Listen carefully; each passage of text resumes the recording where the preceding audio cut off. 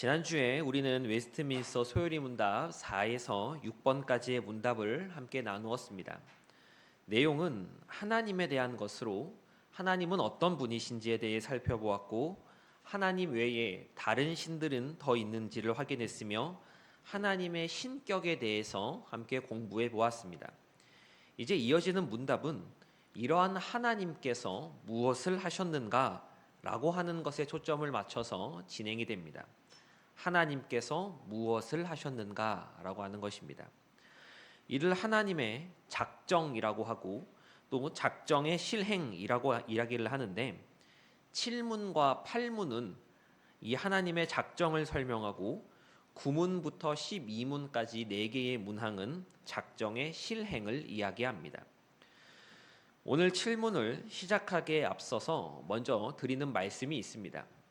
이 작정에 대한 내용이 우리가 지난주에 함께 살펴보았던 이 삼위일체 하나님과 비슷한 영역이다라고 하는 것입니다. 우리가 명확하게 이해하지 못하는 영역입니다. 이해할 수 있다고요? 이해할 수 없다고요? 이해할 수가 없습니다. 이해할 수 없다라는 것을 전제하고 우리가 공부를 하고 배우는 것입니다. 성경이 말하고 있는 만큼만 알고 이야기하는 것뿐입니다. 그래서 오늘 하나님의 작정에 대해서 이야기를 나눌 때 들으시다가 대체 무슨 말을 하는지 잘 모르겠다 그런 생각이 드신다면 그것은 지극히 당연하고 자연스러운 일입니다. 나누는 저도 준비하는 저도 꽤나 어려움을 많이 겪었습니다. 그러니까 듣는 것을 포기하지 마시고 이런 것이 있구나 저렇게 이야기를 하는구나 라고 하는 그런 수준에서 함께 나누면 좋겠습니다. 오늘은 하나님의 작정 7문과 8문 이 두 가지 문답만 함께 나눌 예정입니다. 하지만 짧아도 이 내용이다 보니 조금은 길게 느껴질 수도 있는데 그래도 최선을 다해서 함께 우리가 하나님 말씀 또 하나님에 대해서 공부해 보도록 하겠습니다. 우리 교재 20쪽을 한번 펴보겠습니다. 제가 질문을 읽고 성도님들께서 답을 읽어주시면 되겠습니다. 하나님의 작정이란 무엇입니까?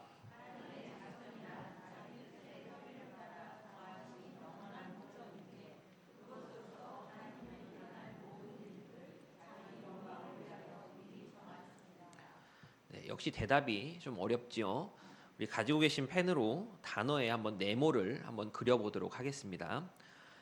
먼저 하나님의 작정이란이라고 하는 부분에 네모를 한번 해주시고 다음으로 영원한 목적이라고 하는 여기에 한번 체크를 해주시면 되겠습니다. 그리고 일어날 모든 일들을 이라고 하는 부분에도 해주시고 마지막으로 자기 영광을 위하여 라는 부분에 네모를 그려주시면 되겠습니다. 총 4군데가 됐지요. 하나님의 작정이란 영원한 목적, 일어난 모든 일들을 자기 영광을 위하여 라고 하는 이 4군데의 이제 네모가 쳐졌을 것입니다. 이 7문에 있는 이 대답 내용이 다 중요한데 좀 더 직관적으로 우리가 바라볼 수 있도록 이렇게 좀 체크를 하고 표시를 한 것입니다. 하나님의 작정이란 영원한 목적입니다. 하나님의 작정이 무엇이라고요? 영원한 목적입니다. 그런데 무엇을 위해서 이루어집니까? 하나님의 영광을 위해서 이루어집니다. 그럼 무엇으로 이것이 이루어지는 것입니까? 일어날 모든 일들이 바로 그 대상이 되는 것입니다. 이 하나님의 작정에 대한 내용들을 조금 더 들여다보도록 하겠습니다. 작정은 영원한 목적이라고 했습니다. 그런데 이 목적이라고 하는 단어를 우리가 좀 깊게 생각을 해봐야 합니다. 어떻게 생각을 해봐야 한다고요? 깊게 좀 생각을 해봐야 합니다. 우리의 개념으로서는 우리가 가지고 있는 생각으로서는 목적과 그 목적을 이루기 위한 계획이 서로 별개의 것입니다. 그래서 계획이 잘못되면 목적을 이루지 못합니다. 예를 들어서 살을 빼겠다라고 하는 목적을 가졌습니다. 그리고 이를 이루기 위해서 나는 하루에 한 끼만 먹겠다라는 계획을 세웠습니다. 그런데 하루에 5끼를 먹으면 어떻게 되겠습니까? 살을 빼겠다는 목적을 이룰 수 있습니까? 없습니까? 이룰 수 없습니다. 계획이 실패하면서 목적도 따라 실패하게 된 것입니다. 그런데 하나님이 목적하신 것은 그대로 이루어지기 때문에 하나님의 작정이라고 하는 것은 곧 목적이자 계획이자 실행이라고 이야기할 수 있습니다. 목적과 계획과 실행을 한 번에 이야기해서 하나님의 목적, 영원한 목적이라고 하는 것이지요. 하나님은 우리가 앞서 배운 것처럼 무한하시고 영원하시고 불변하시기에 그분이 세우신 계획은 바뀌지 않는 완벽한 계획이 되고 영원한 계획이 됩니다. 또한 이 작정은 자기 뜻의 협의라고 합니다. 그 책의 본문에 그렇게 써져 있지요. 자기 뜻의 무엇이라고요? 협의라고 되어 있습니다. 이 협의에 동그라미를 한번 쳐주시면 좋습니다. 협의. 이 협의라고 하는 것은 의논이라고 말할 수 있습니다. 하나님께서 의논을 하신답니다. 의논을 하신다. 이게 무슨 의미일까요? 앞서 배운 하나님의 신격, 삼위 하나님을 떠올리시면 됩니다. 협의 옆에다가 삼위 하나님의 의논이라고 적어 놓으시면 나중에 보실 때 조금 더 이해가 되실 것입니다.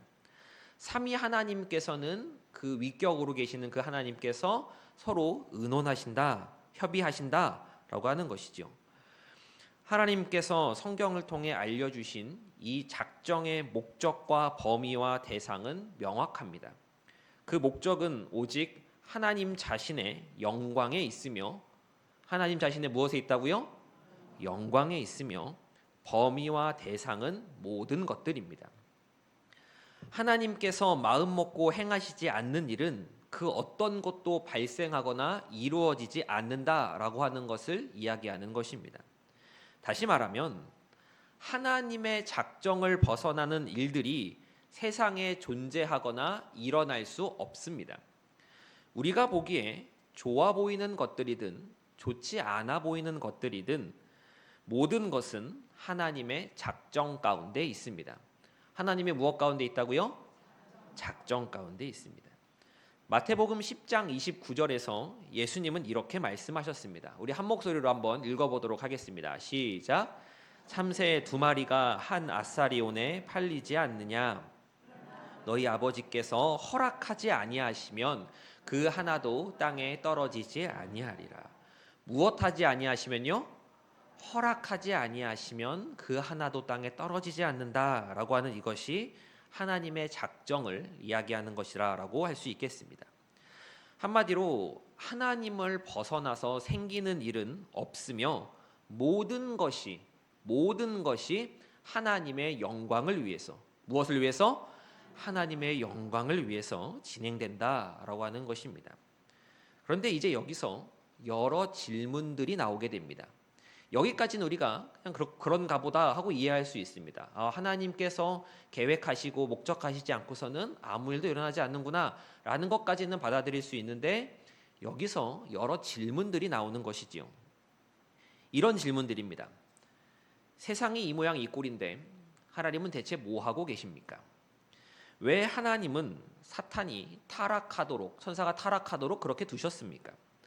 선악과는 왜 따먹도록 방치하신 것입니까?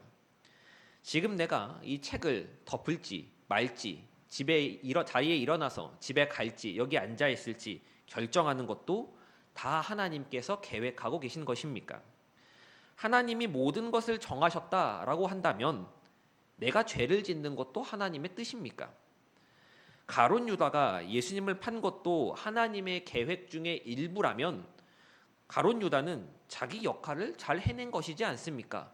라고 하는 질문들이 계속해서 쏟아져 나오게 됩니다. 하나님의 작정에 대한 그러한 잘못된 이해들 때문입니다. 사탄의 활동과 또 인간의 죄까지도 하나님의 작정에 포함되어 있다라고 하는 것은 이해하기 쉽지 않은 그런 내용입니다.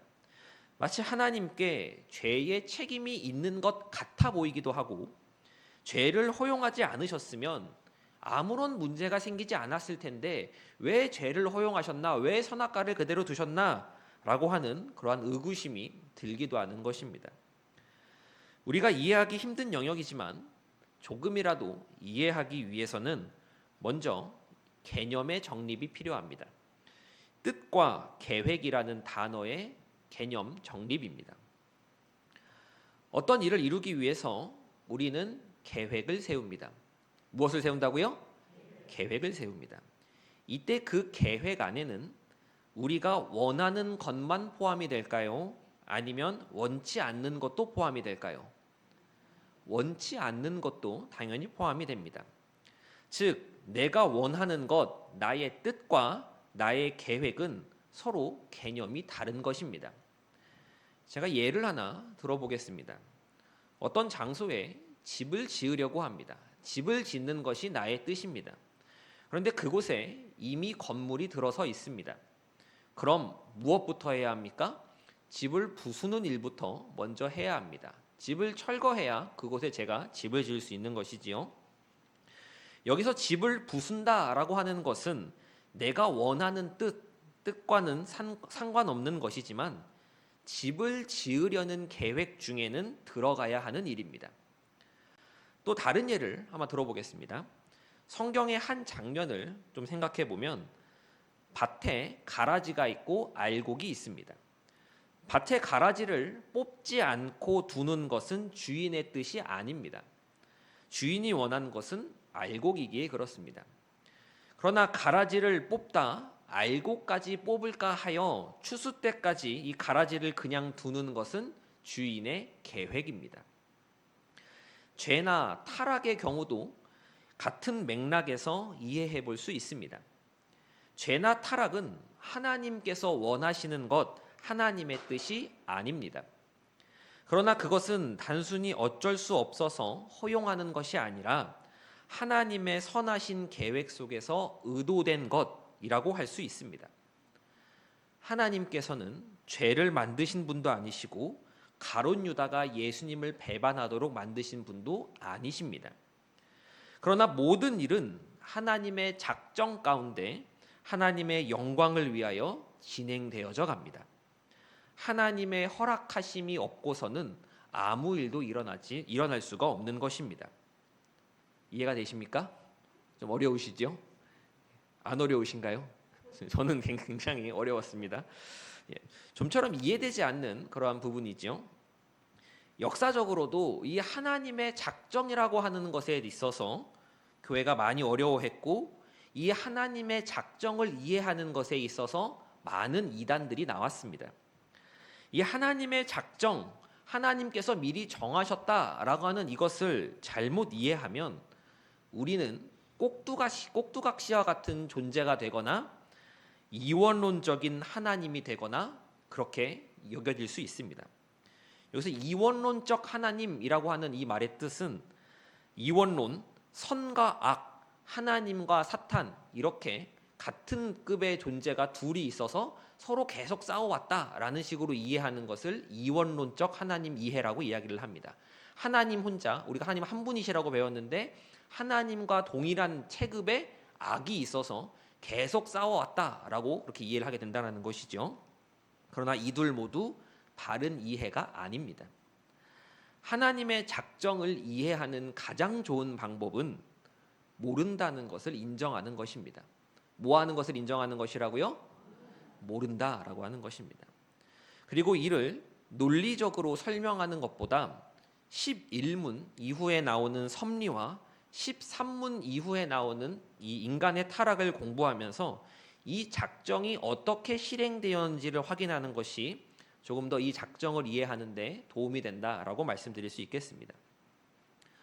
오늘 우리가 읽은 에베소서의 말씀에는 예정이라고 하는 말이 여러 번 등장을 합니다. 어떤 말이 등장을 한다고요? 예정입니다. 지금 계속 작정 이렇게 하면서 이 작정을 들으셨는데 갑자기 예정이 나왔습니다. 헷갈리시죠? 이 둘을 구분해서 사용해야 하는데 예정은 작정 아래에 속하는 개념입니다. 예정 위에 작정이 있는 것이죠. 작정 중에서 인간과 천사에 대한 특별한 작정을 가리켜 예정이라고 이야기를 합니다. 즉 하나님께서 천사와 인간 중에 일부를 선택하셔서 영원한 생명을 주시고 일부는 그냥 버려두기로 예정하신 것이 하나님 작정의 일부입니다. 이에 대해서 이제 우리가 살펴보지는 않지만 대요리문답, 우리 소요리문답을 보고 있죠. 대요리문답 13문에서 상세하게 설명하고 있지만 소요리문답에서는 이에 대해 직접적인 언급은 하지 않습니다. 이 부분은 차후 11문과 12문 하나님의 섭리에 대해 배울 때 다시 한번 언급하도록 하겠습니다. 다시 돌아가서 우리는 하나님의 작정을 이해하지 못합니다. 뭐 하지 못한다고요? 이해하지 못합니다. 이것은 인간이 가지는 한계와 하나님이 가지시는 속성 때문입니다. 하나님은 무한하시고 영원하시고 불변하시는 데 반해 인간은 그렇지 못하기 때문입니다. 그리고 근본적으로 우리는 하나님이 어떤 분이신지조차 이해하지 못합니다. 다만 기록된 하나님의 말씀을 통해서 하나님께서 알려주시는 만큼 하나님을 알고 믿으며 고백하는 것입니다. 우리가 믿는 하나님은 어떤 분입니까? 하나님은 영이신데 그분의 존재와 지혜와 능력과 거룩과 공의와 선하심이 진실하심이 무한하시며 영원하시고 불변하신 분이라고 우리가 함께 살펴보았습니다. 지금도 우리와 함께 하시고 우리의 앉고 일어섬을 아시며 우리의 마음과 생각을 살피시는 분이 바로 우리가 믿는 하나님이십니다. 그분의 뜻과 계획, 작정과 이끄심을 우리가 다 알 수 없지만 우리 머리로 이해되지 않는 부분들이 너무나 많이 있지만 하나님께서는 자신이 그러한 하나님임을 성경을 통해 나타내셨기에 우리가 그 하나님을 믿고 따를 수 있는 것입니다. 이 하나님을 믿음의 눈으로 바라보는 저와 성도님들의 신앙이 되시기를 간절히 소망합니다. 하나님의 작정을 배우는 김에 우리의 자유의지라고 하는 것에 대해서도 좀 짚고 넘어가도록 하겠습니다. 우리의 무엇이요? 자유의지입니다. 하나님께서는 일어날 모든 일들을 자기 영광을 위하여 미리 정하셨습니다. 미리 뭐 하셨다고요? 정하셨습니다. 그런데 하나님께서 모든 것을 다 정하셨다면 지금 우리가 생각하고 판단하고 결정하여 행동하는 이러한 것들은 무엇인가? 대체 어떤 의미가 있는 것인가? 라고 하는 그러한 질문에 다다를 수 있습니다. 모든 것이 정해졌다면 내가 이거를 할지 안 할지도 다 정해진 거 아닙니까? 라고 그렇게 생각할 수 있는 것이죠. 사람에게는 자유로운 의지가 있습니다. 이를 자유의지라고 하죠. 이는 하나님께서 인간에게 주신 보편적인 이성 활동입니다. 이 의지가 있기에, 이 자유의지가 있기에 우리가 생각하고 밥도 먹고 어디를 갈 수도 있습니다. 숟가락을 집을지 젓가락을 집을지 라면을 먹을지 우동을 먹을지 하는 행동도 우리는 자유롭게 할 수 있습니다. 그러나 온 우주를 다스리시는 하나님께서는 인간의 자유로운 이 행동 하나하나를 모두 다 사용하셔서 하나님의 작정을 필연적으로 이루도록 하십니다. 우리는 우리가 좋을 대로, 우리가 가진 자유의지대로 그렇게 마음대로 행동하지만 더 높은 차원에서 일하시는 하나님께서 그러한 우리의 자유로운 의지를 제한하지 않으시고도 자기 뜻을 이루어 가신다라고 하는 이야기입니다.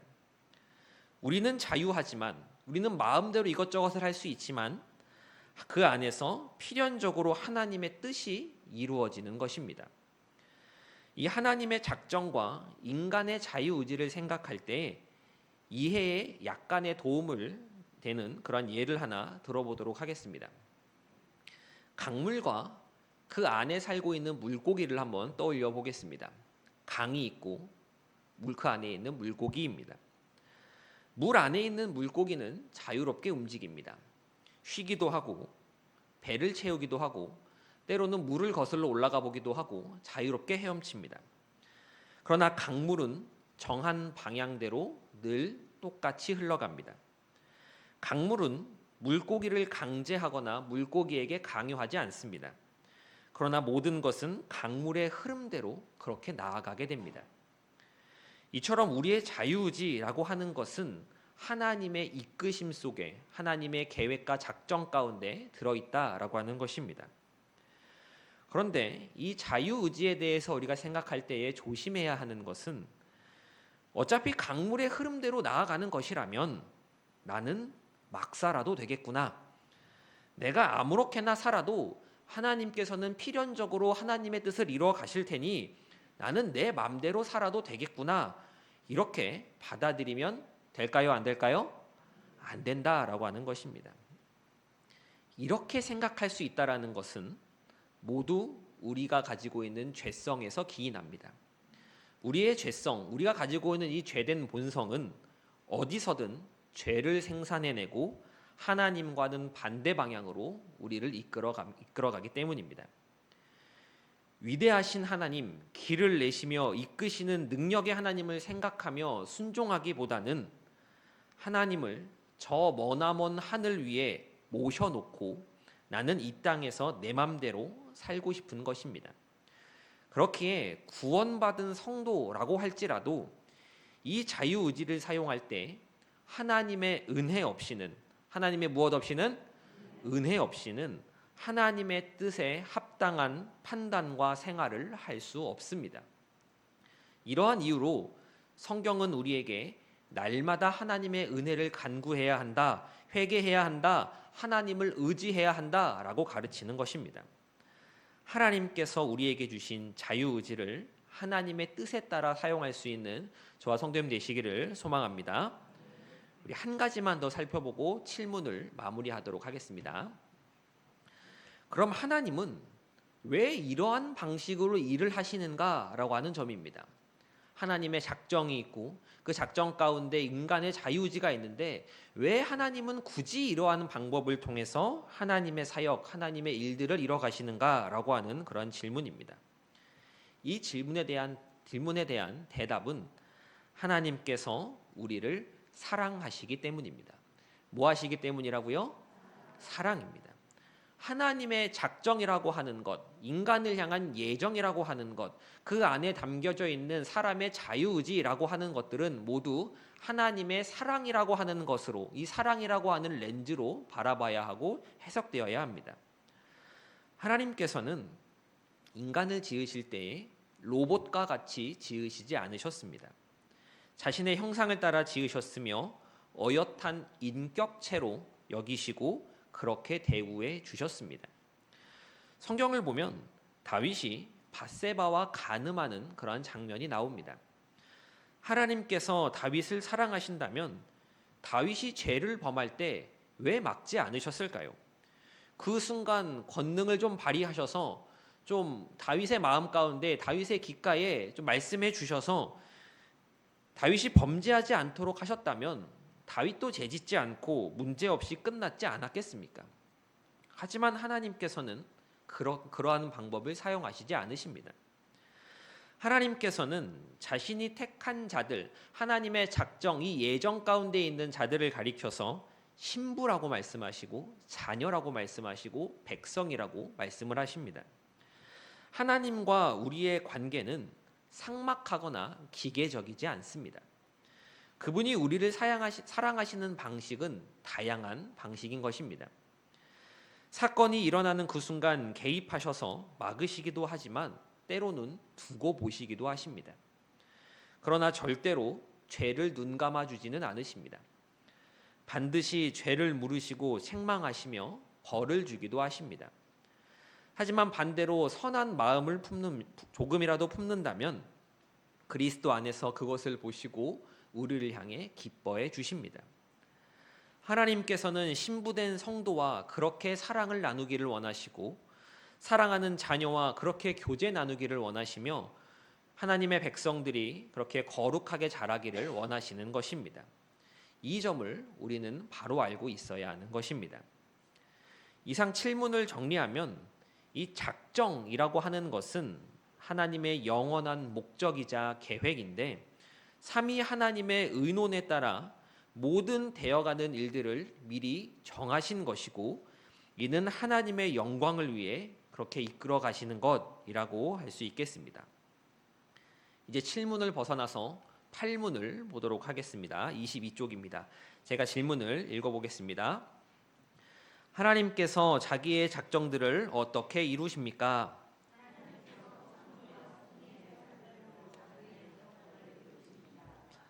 함께 따라해 보겠습니다. 작정의 실행. 작정의 실행입니다. 작정은 작정 그 자체와 작정의 실행으로 나눌 수 있습니다. 앞서 살펴본 7문이 작정 그 자체에 대한 내용이었습니다. 이어지는 8문은 작정의 실행을 다시 창조와 섭리라고 하는 것으로 구분지어 설명하며 구조와 개요를 알려주는 역할, 그 역할을 담당하고 있다라고 할 수 있겠습니다. 작정과 마찬가지로 이 작정의 실행에 있어서도 앞서 배운 원리들이 그대로 적용됩니다. 창조와 섭리의 모든 과정과 방식에 있어서도 사람은 하나님의 뜻을 이해할 수 없다라고 하는 것입니다. 우리가 가지고 있는 이해의 폭을 넘어선다라고 하는 것을 우리는 알고 있어야 합니다. 그렇게 사람의 지혜를 초월하는 방법으로 하나님께서는 이끌어 가시는 것입니다. 하나님은 만물을 만드신 분이시고 거기서 그치는 것이 아니라 그것을 보존하고 다스리시는 분이십니다. 그 내용을 이어지는 9문과 10문, 11문과 12문에서 각각 창조와 섭리로서 이야기합니다. 하나님께서는 하나님의 작정을 창조와 섭리라고 하는 방식으로 이 땅 가운데 풀어내시고 우리에게 가르쳐 주십니다. 이렇게 작정의 실행을 아는 것은 우리로 하여금 하나님이 어떤 분이신가라고 하는 것을 더욱 알게 해줌과 동시에 잘 이해되지 않는 어려운 영역인 하나님의 작정을 조금 더 깨닫게 해준다라고 말할 수 있습니다. 이를 좀 더 알기 쉽게 표현해 본다면 이렇게 이야기를 해볼 수 있을 것 같습니다. 우리는 우리의 몸이 걸어갈 때, 걸음을 걸을 때 내 몸의 뼈와 근육과 신경이 어떠한 상호작용으로 우리를 걷게 하는지 잘 모릅니다. 내가 해부학을 공부해서 그 원리를 알았다고 해도 그걸 의도적으로 의식하면서 걷지는 못합니다. 내가 지금 어느 뼈를 사용하겠다, 어디 근육을 수축하고 이완시키겠다, 어떤 신경을 자극하겠다 이렇게 하지 못한다는 것입니다. 그렇지만 우리는 걷습니다. 이유를 알지 못하지만 원리가 다 파악되지 않지만 걷는다라고 하는 결과는 우리가 볼 수 있습니다. 그리고 내가 걸은 것을 보면서 이렇게 움직였구나 확인하고 배우게 됩니다. 결과를 통해서 원인을 이해하는 데 도움을 받는 것입니다. 우리가 이제 다음 주에 이어서 이 작정의 실행을 공부하려는 것도 마찬가지입니다. 하나님께서는 어떻게 하셨는가? 어떤 결과를 내셨는가? 그리고 어떤 결과를 향하여 이끌고 계시는가? 이것을 보면서 하나님의 작정을 깨닫고 우리가 가지고 있는 하나님 이해의 폭을 조금씩 넓히게 되는 것입니다. 작정에 대해서 또 작정의 실행에 대해서 우리가 이렇게 체계적으로 한번 잘 배울 때 우리는 하나님에 대해 더 깊이 더 잘 알게 되며 하나님의 마음을 조금이나마 짐작해 볼 수 있기 때문에 이 하나님의 작정을 배우는 것은 무척이나 중요한 일이라고 말씀드릴 수 있겠습니다. 이제 내용을 정리하도록 하겠습니다. 우리는 하나님의 작정이라고 하는 이것이 나와 동떨어져 영원전에 이미 다 이루어지고 끝나버린 것이 아니라 여전히 진행 중에 있으며 하나님께서는 그 작정 가운데 우리를 두시고 우리를 부르시며 이끌어 가신다라고 하는 사실을 바라볼 수 있어야 합니다. 내가 바로 하나님의 작정 가운데 하나님의 예정하심 가운데 서 있다라고 하는 것을 생각할 수 있어야 한다라는 이야기입니다. 또한 작정의 주인은 삼위 하나님이시며 그 주제는 삼위 하나님의 협의 가운데 우리를 부르심에 있되 그 목적은 오직 하나님의 영광. 목적은 무엇이라고요? 하나님의 영광이라는 게 있음을 기억해야 합니다.